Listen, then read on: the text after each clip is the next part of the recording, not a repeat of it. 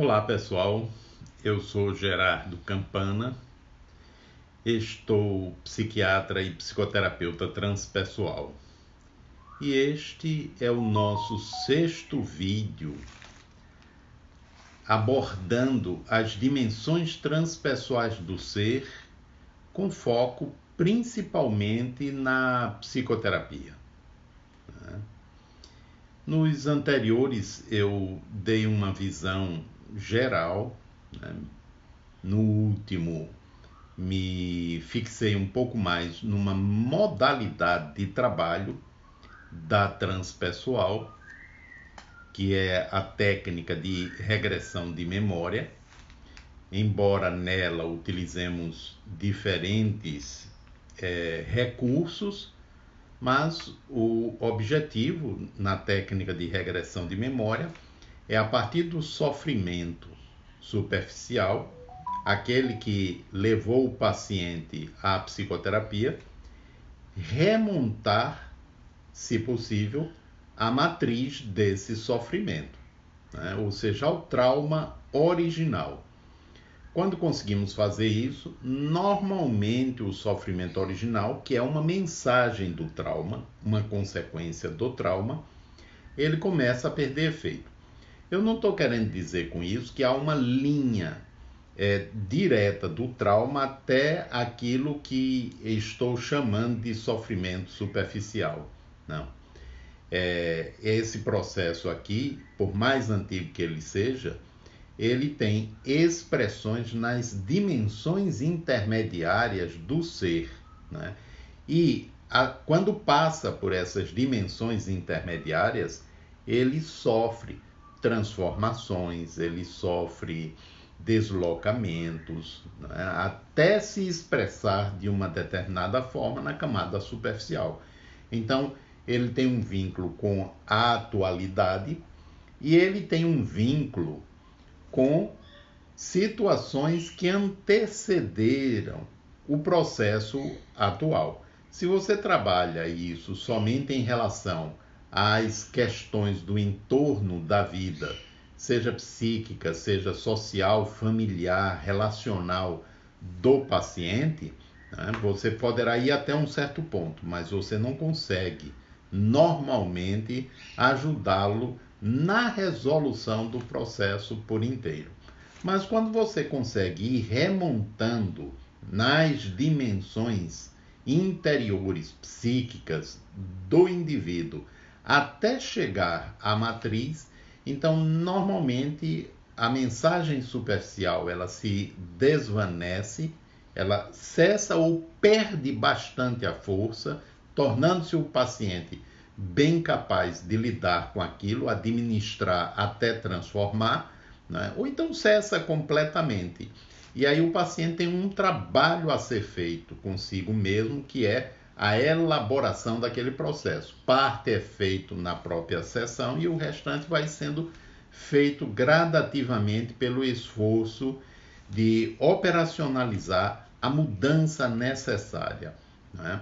Então, na psicoterapia transpessoal, o que se visa é isso, é partir da parte mais superficial, que está vinculada com o cognitivo, né? Ou seja, aquilo que a pessoa percebe, aquilo que a pessoa é capaz de perceber, de sentir e de pensar, né? Do ponto de vista racional, para ir avançando na direção daquilo que o paciente não percebe conscientemente, até chegar ao núcleo daquela situação. Todas as vezes conseguimos isso? Não, não conseguimos, né? Depende muito da sensibilidade, depende muito de determinadas estruturas psíquicas, depende do grau de defesa que aquilo representa para o ego do paciente, depende dos fatores de gratificação também, ou seja, depende de N fatores. Mas na maioria das vezes se consegue chegar, digamos assim, de 60% a 70% das pessoas que buscam ajuda através dessa abordagem conseguem chegar lá. Aqueles que não conseguem completamente, conseguem pelo menos ter um bom entendimento diminui bastante o sofrimento, ou mesmo sai do sofrimento, e a partir dali tem uma administração, uma habilidade para administrar as dificuldades de uma forma bem mais eficiente, né? Então, o objetivo é semelhante para, digamos, a maioria das psicoterapias, né? A partir daquilo que se expressa na camada de superfície, no contexto da personalidade, no contexto do ego, no contexto corporal, né? Remontar as origens daquele processo, né? E, atingindo essa origem, poder reconfigurá-lo do ponto de vista emocional e do ponto de vista dos mandatos mentais, para que não continue ou cesse a emissão daquela energia disfuncional daquela matriz. Então aí a dificuldade da pessoa, ela vai cessando. Tem algumas situações que são mais fáceis, tem outras que são mais difíceis. Você pode lidar, por exemplo, com pacientes portadores de distúrbios psiquiátricos com essa abordagem. Pode, boa parte dos casos, né, você pode trabalhar com essa abordagem, exceto trabalhar os pacientes, por exemplo, psicóticos. Na sua maioria, a forma de trabalhar com o psicótico é diferente disso. O psicótico ele já está espalhado demais, já está dividido demais, né? Já está flutuando demais, ou seja, fora da realidade. Então você não vai trabalhar com técnicas que possam, digamos assim, diminuir o que ainda resta de ligação do paciente com o nível de realidade, né? Porque não ajudaria, né? Com a pessoa com o ego funcionando de forma, pelo menos razoavelmente sob controle, saudável, e isso nos transtornos neuróticos acontece, né? É mais fácil você lidar sem correr esse risco, porque a pessoa está com o pé no chão, digamos, ela é capaz de discriminar durante o processo, né, o que é atual e o que é antigo, né? Ela não vai sair de uma vivência regressiva à infância como criança, né? Ela sai voltando para o ego na idade atual com a compreensão daquela vivência traumática lá de trás no tempo, dos 4 anos de idade, 2 anos de idade, 1 ano de idade, seja como for. Ela traz, porque aquilo está registrado e ela consegue lidar com aquilo de forma eficiente. Em outro vídeo eu vou abordar mais a questão do trabalho com o psicótico, principalmente o esquizofrênico ou os esquizofrênicos, porque a esquizofrenia ela tem uma gama enorme de processos, não é? Mas não é o caso neste momento aqui, né? Então, as pessoas mais sensíveis, não é? Ou seja, aquelas que já estão num nível de sofrimento, que desejam realmente se liberar daquele sofrimento, vocês podem dizer, mas todo mundo deseja. Claro, todo mundo deseja.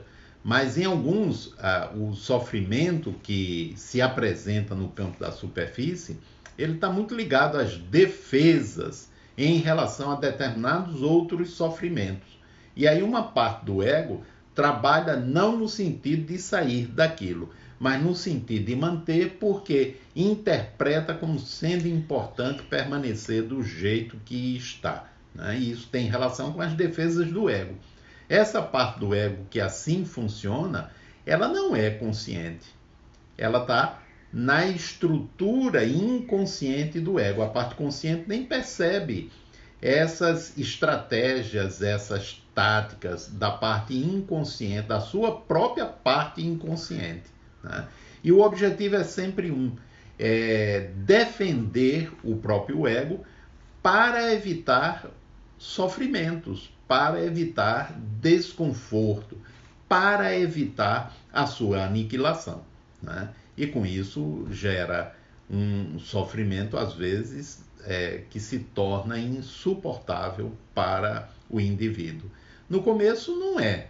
No começo pode ser até confortável, a pessoa não se sente incomodada com aquilo dali, mas com o tempo a defesa não vai conseguindo conter aquele material que está subjacente. Então ela vai se tornando cada vez mais rígida, mais forte e, portanto, a própria defesa já acarreta um sofrimento suplementar além daquele que ela busca criar defesas para impedir que alcance o ego consciente, né?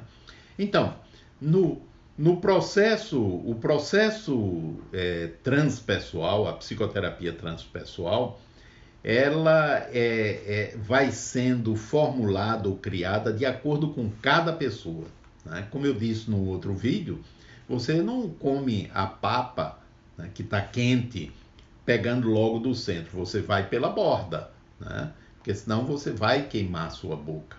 No caso do paciente, você não tenta trabalhar com as técnicas que presumivelmente vai levar direto à matriz do problema, porque as defesas vão se agrupar no sentido de impedir isso daí, porque dói, né? Então você vai gradativamente, e esse gradativamente também é um processo de treinamento e de criação de vínculo, de empatia, né, para que o paciente, tanto na camada superficial como nas profundas, adquira confiança e ele vá se soltando a ponto de se permitir ir contra a carga instintual, né, com a qual a parte inconsciente do ego está consociada para evitar o desconforto, evitar um sofrimento maior, né? Então, já consegue se soltar um pouco mais para ir ao encontro dessa dor que se encontra numa dimensão inconsciente da própria mente, né? E quando localiza esse núcleo doentio, né, que ele se abre e vem os seus conteúdos, normalmente a vivência é dolorosa. É como se você abrisse um abscesso, óbvio, eu estou fazendo uma comparação grosseira, mas é como se você abrisse um abscesso. Para abrir o abscesso, dói, né? Fica difícil você, digamos assim, fazer uma anestesia. Primeiro porque para anestesiar teria que ser em volta do abscesso e não adiantaria de nada. E segundo, a injeção da própria anestesia doeria, né? Talvez tanto quanto você lancetar o abscesso para extrair o pus. Então, no caso aqui, mal comparando com isso, há um abscesso no nível inconsciente, na dimensão inconsciente, é um núcleo que se encontra congelado, né, porque aquilo foi traumático, não foi elaborado, não foi resolvido, então é mantido lá dentro para que não venha à superfície, transtornando, né, causando confusão e sofrimento, dor para o ego, para a camada de superfície, né? Mas ele está lá, mas as defesas não conseguem impedir que ele emita, né, pulsões, vibrações, né, energias com cargas emocionais disfuncionais que, alcançando a superfície, né, pela vinculação com elementos da estrutura de personalidade, né, causam algum tipo de sofrimento ou causam algum tipo de disfunção. Se isso foi acontecendo no próprio processo de desenvolvimento do indivíduo, é como se fizesse parte do contexto da própria personalidade. Mas pode ocorrer, digamos, uma abertura abrupta, né, e rompe aquele material. E aí transtorna realmente a pessoa, né, provocando algum distúrbio no campo da superfície com considerável sofrimento. E o objetivo da psicoterapia, qualquer psicoterapia, da maioria pelo menos, é ajudar o indivíduo a entender o processo, né, e partindo, digamos, primeiro da parte cognitiva, ele tendo consciência do que lhe ocorre, e a partir da parte cognitiva, com o treinamento do ego, ele se conectar com o corpo e através do corpo, as sensações, e pelas sensações começar a investigar o que se encontra nas camadas do inconsciente. Então, em boa parte das pessoas começa a emergir material. Em algumas vem até de vez, mas na maioria não, começa a surgir emoções, começam a surgir informações, vivências, né?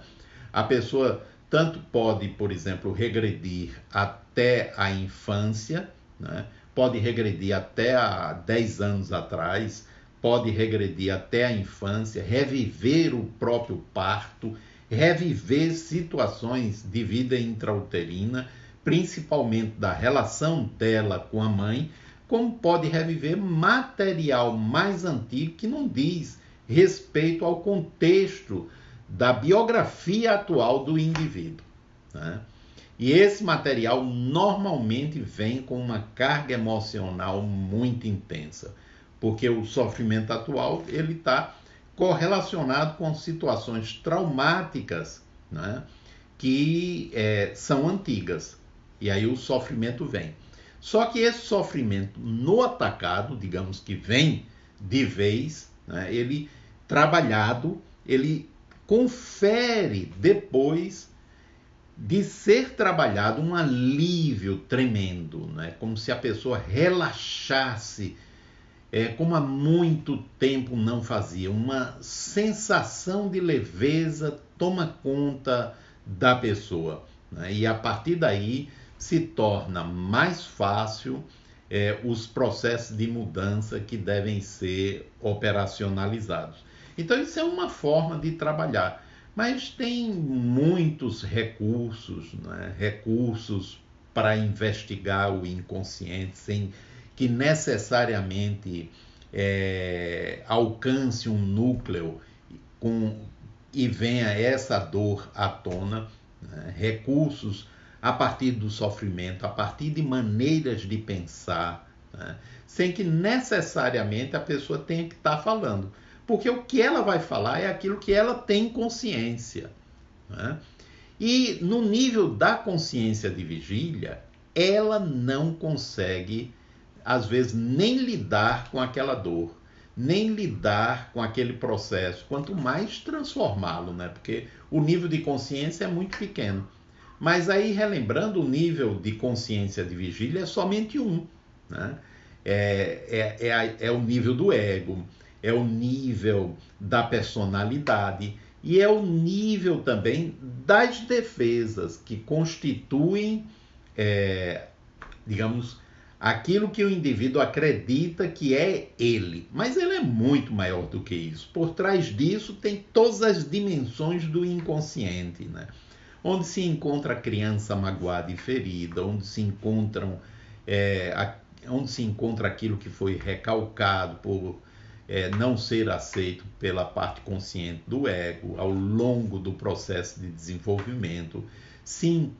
Tem muito material, né? Óbvio, não tem só material doloroso, tem material positivo também.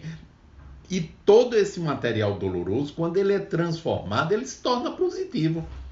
Ele se transforma em experiência de vida. É como se diz, se o lixo, até o lixo é reciclável, né, e se transforma o lixo em material utilizável, aquilo que está dentro de nós que consideramos lixo, então esse trabalhado, transformado no seu aspecto positivo, passa a ser plataforma de crescimento, né?